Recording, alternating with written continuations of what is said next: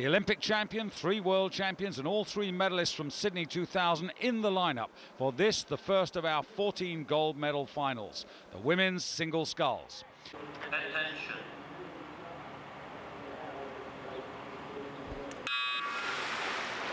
And we've got a big 3 in the middle there from Germany, Belarus and Bulgaria. But outsider Knapkova from the Czech Republic, she's been really pushing the big leaders quite hard, and in fact she's gone right out in front there now, and she's a nice sculler. She's young, she's very ambitious, and she's moving very sweetly there.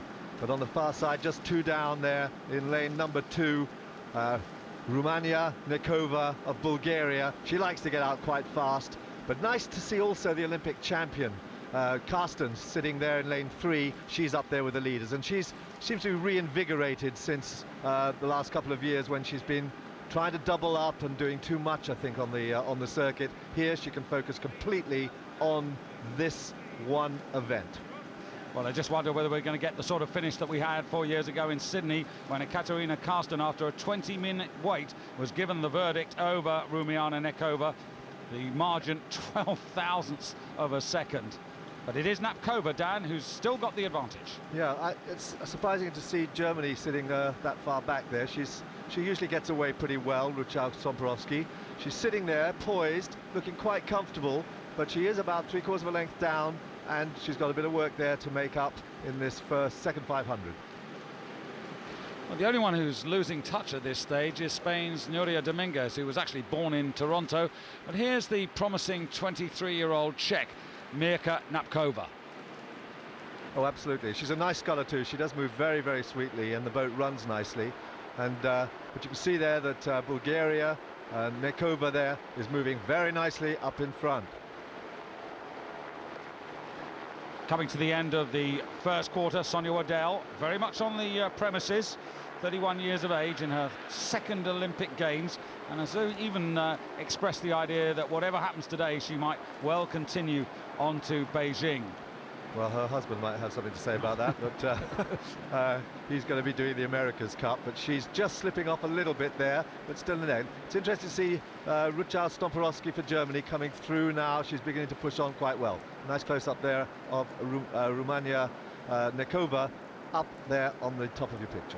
Would you be worried about her, Dan, because she's obviously had her own version of preparation, but hasn't actually won any of the Bearing Point World Cup regattas in the build-up to these World Championships? Well, she's been under a bit of pressure, I think, this season, and certainly from Knapkova and certainly from Germany. But what I'm interested in seeing really is the Olympic champion Karsten, to see whether my guess that she's really going to come out storming in this second 500, because she's very powerful over the second 500. She's a powerful sculler, long sculler, and I would expect to see her moving very, very well over this second 1,000.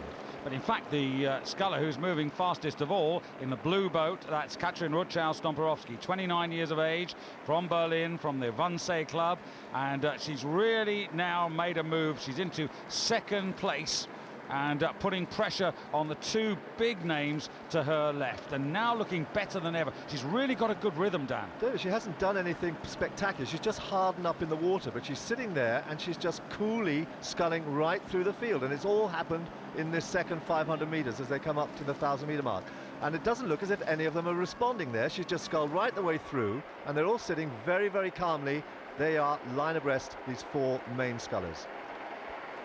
So 1,000 meters, the half distance, and the complexion of the race has changed. Germany, Katrin rutschow-stomporowski takes over from Knapkova. Karsten and Nekova for Belarus. Here's Karsten for Belarus, and Nekova just to her left, still very much on the premises. But surely, Dan, they've got to watch out here. They can't let Stomporowski get away. Well, they're guessing that she's had to do an awful lot of work to get back on turns, because she was about 3/4 of a length down. She had to work hard to come right through, but she's looking strong there. She's looking strong. Just look at her boat. It's just running nicely. Very little bounce there. Boat's just moving away, and she's just carrying on through, and they haven't responded. Now Nekova is beginning to respond to that. They've both started to come back a little bit. They're holding on to her, but she still is moving very, very nicely away, and Knapkova now, from that initial lead, she's beginning to slip back a bit.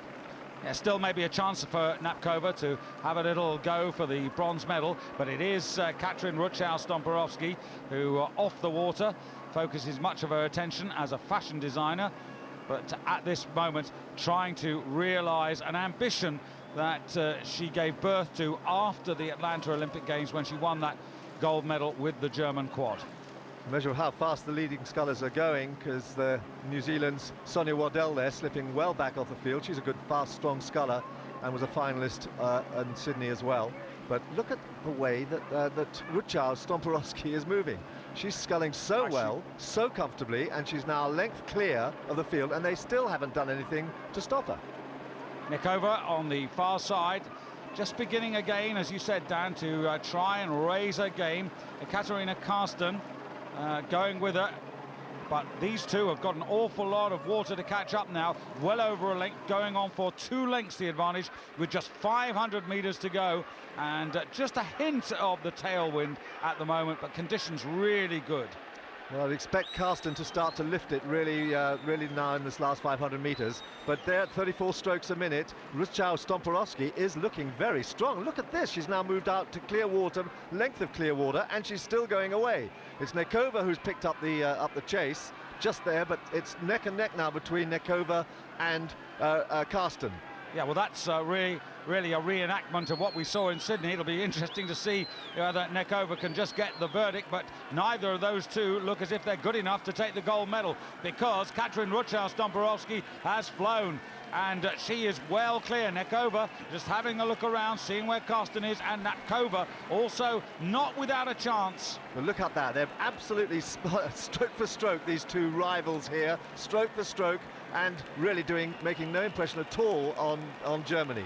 But Knapkova, as you're absolutely right, she's sitting there poised, could make a push, but now they've moved up to 37 strokes a minute. They are fighting it out between the two of them there for the silver medal, but no one's going to touch Stomporowski. She's out there, 3.5 lengths in front. She could never have guessed it would be so easy. Look at that.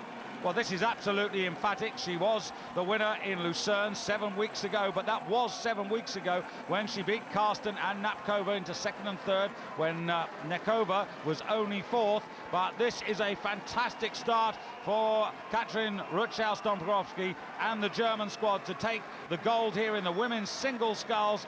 And Jutta Lau will be somewhere on the side, the woman who masterminds the German sculling squad, because this is a fantastic performance. And the Olympic champion is Katarina rutschow-stomporowski, with Katarina Karsten once again getting the better of Rumiana Nekova, and just in fourth place there it is Mirka Knapkova of the Czech Republic, with Sonia Waddell finishing fifth, and yet to finish Nuria Dominguez for Spain. Well, what about that, Dan? Well, that was an extraordinarily cool piece of sculling from Stomporowski. She just moved right through the field. What a really steady start by Katarina rutschow-stomporowski, but absolutely dominant through the second, third and final quarters. There's a nice piece of sculling there from her. She sits low in the boat, drives her legs down, and then unwinds the finish of the stroke. Boat not bouncing at all. Good horizontal drive. Well, maybe for Nekova and Karsten, both in their 30s, retirement beckons, or maybe not, since this is how they earn their living. However, having now secured this most coveted prize, perhaps Katarina Rutschow might well call it a day to pursue her ambitions in the world of fashion.